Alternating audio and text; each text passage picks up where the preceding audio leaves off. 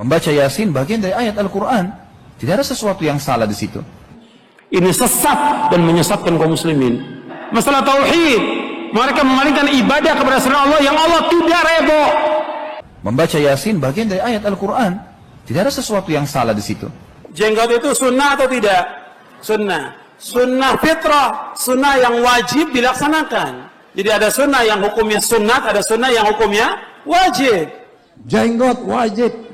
Kalau jenggot wajib, waduh masuk neraka semua nih. Kalau jenggot wajib. Tapi kalau hukum memelihara jenggot, hukumnya lebih cenderung jumhur ulamanya ada wajib. Pertanyaan terus ini, mengapa antum tidak berjenggot? Saya bukan tidak berjenggot. Ada, tapi tidak kelihatan.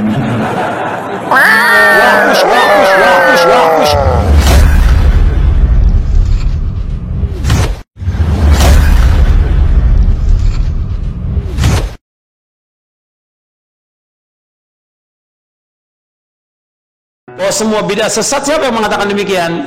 Rasulullah SAW. Rasul mengatakan SAW, kullu bid'atin dolalah wa kullu dolatin finnar. Setiap bid'ah itu sesat, setiap kesesatan tempatnya neraka.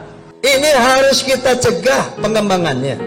Mereka menggunakan dalil-dalil yang dipelesetin. Mereka mengambil dalil kullu bid'atin dolalah, kullu dolalatin finnar. Wa bid'atin dhalalah, dan perbuatan bid'ah itu artinya yang tidak saya contohkan, tidak khulafaur rasyidin contohkan adalah bid'ah, dan bid'ah itu akan membawa pelakunya pada kesesatan. Wa inna dhalalan finnar, dan kesesatan akan membawa pelakunya ke dalam api neraka. Ini sabda Nabi SAW. Kullu bid'atin dhalalah, pokoknya semua yang baru sesat. Sampai situ doang. Kullu bid'ah dhalalah, semua yang baru sesat, masuk neraka. Tapi duduk dengan ahlul bid'ah, duduk bergaul dengan mereka, nggak boleh. Kita nggak boleh jadikan teman sahabat karib kita dari ahlul bid'ah, nggak boleh. Ahlul bid'ah, para ulama jaga jarak sampai mereka adakan batas dengan besi, sampai mereka juga mentahdir tokoh-tokoh ahlul bid'ah. Bukan jadikan sahabat, bukan teman, jangan. Nanti ngerusak iman kita, ngerusak akidah kita, ngerusak agama kita. Ini setan dari mana ini? Berdiri dulu rumah saya. Lalu nggak sampai situ, mereka bilang apa? Mereka semuanya halal darahnya. Ini untuk para dai, para ustadz yang nuduh bahwa Wahabi, Salafi itu teroris, membunuh banyak kaum muslimin. Ini benar atau tidak ini? Ini tuduhan, menyakiti kaum muslimin, tuduhan-tuduhan ini. Allah akan tuntut di hari kiamat nanti perbuatan ini. Saya selaku Ketua Umum Fahmi Tamami menghimbau umat Islam, cegah gerakan ini. Allahu Akbar. Kalau tidak kita perang saudara. Saya pastiin perang saudara. Dia menghalalkan darah kamu kok. Saya dengar sendiri. Riwayatnya bohong. Kenapa saya marah betul sama ini? Marah betul. Karena ini bahaya kalau dibiarkan. Kalau ini berkembang jadi besar, akan terjadi Suriah tuh, perang saudara kita. Makanya harus dicegah. Karena mereka mengatakan ahli bid'ah halal darahnya. Ini gerakan apa ini? Agama apa ini? Antum kiai siapa? Ustadz siapa? Antum Gus siapa? Ayo. Tapi jangan nuduh. Haram hukum dalam Islam menuduh itu. Islamic State of Syria and apa? Itu isinya itu radikalisme. Kelompok radikal. Situs-situs sejarah dimusnahkan. Orang-orang Sunni dibunuh semuanya. Muhammad bin Abdul Wahab dakwahnya dakwah tauhid, mengajak orang kepada kemurnian Islam, mengajak kepada Quran wa sunnah ala fahmi salaf, membersihkan umat supaya mereka memurnikan tauhid kepada Allah, menjauhkan syirik.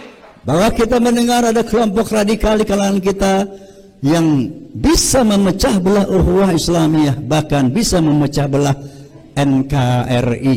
Itu saudara-saudara kita yang membid'ahkan, bahkan mengkafirkan sesama Islam, memusyrikan dan memvonis yang bukan kelompok mereka ahli nar.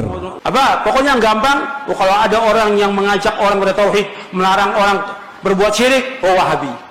Mengajak orang kepada sunnah, melarang bid'ah, oh ini Wahabi. Inna lillahi wa inna ilaihi raji'un. Hanya dengan sepotong hadis, mensalah tafsirkan sepotong hadis, kullu bid'atin dalalah wa kullu dalalatin finnar.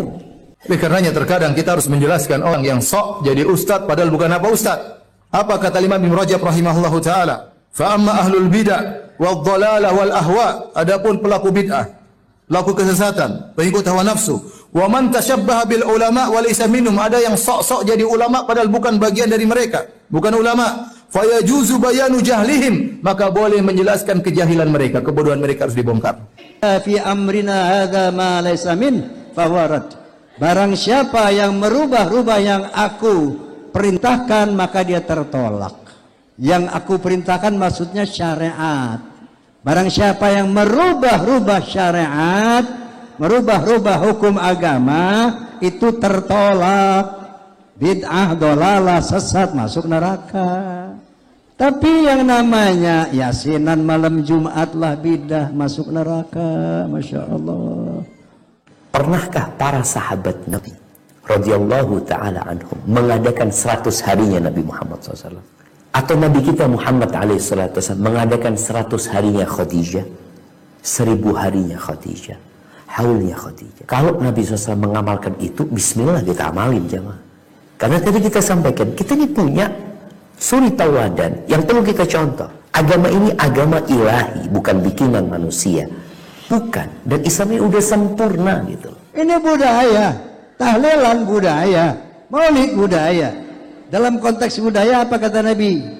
Kala Nabi SAW, man sanna sunnatan hasanatan falahu ajruha wa ajru man amila biha. Barang siapa yang melakukan budaya-budaya, tradisi-tradisi kebiasaan baik, dia akan mendapat pahalanya dan pahala dari orang-orang yang mengikutinya. Ini sesat dan menyesatkan kaum muslimin. Anda melihat sekarang tambah banyak orang. Karena masalah akidah, masalah tauhid, mereka memalingkan ibadah kepada selain Allah yang Allah tidak redha. Membaca Yasin bagian dari ayat Al-Quran.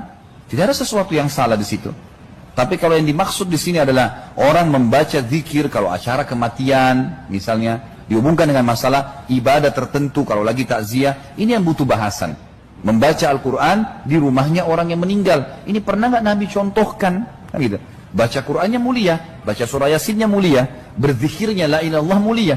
Tapi dikerjakan pada saat orang lagi mati, cari dalil dulu, baru Anda kerjakan, gitu kan? Tahlilan juga bukan agama, bukan syariat, itu tradisi. Dulu zaman Nabi nggak ada memang. Saat itu belum mentradisi. Maulid baik apa tidak? Baik apa tidak? Dapat pahala. Kata siapa? Kata Nabi. Jenggot itu sunnah atau tidak? Sunnah. Sunnah fitrah, sunnah yang wajib dilaksanakan. Jadi ada sunnah yang hukumnya sunnat, ada sunnah yang hukumnya wajib. Jenggot wajib. Kalau jenggot wajib, waduh masuk neraka semua nih. Masuk neraka banyak banget nih. Kalau jenggot wajib. Tapi kalau hukum memelihara jenggot, hukumnya lebih cenderung jumhur ulamanya adalah wajib. Ya, mengapa antum tidak berjenggot? Saya bukan tidak berjenggot. Ada, tapi tidak kelihatan.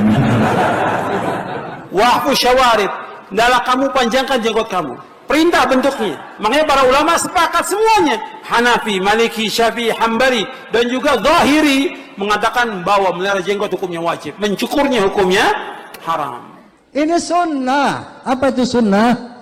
Maksud saya ini jangan mengada-ngada dalam syariat.